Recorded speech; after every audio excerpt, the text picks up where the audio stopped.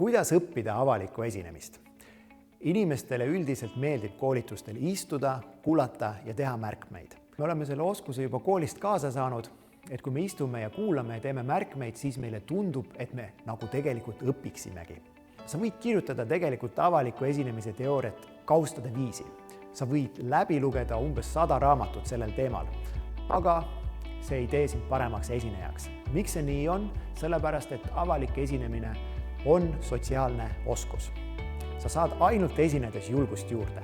Ainult oma hirme ületades saad sa tegelikult paremaks esinejaks. Seetõttu on minu koolitus mitte nii-öelda tavaline koolitus, vaid rohkem nagu treening.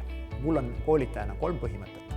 Number 1 on see, et teie esinete rohkem kui mina. Number 2, ma annan teile tagasisidet.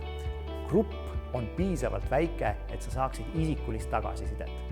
See tuleb nii kirjalikus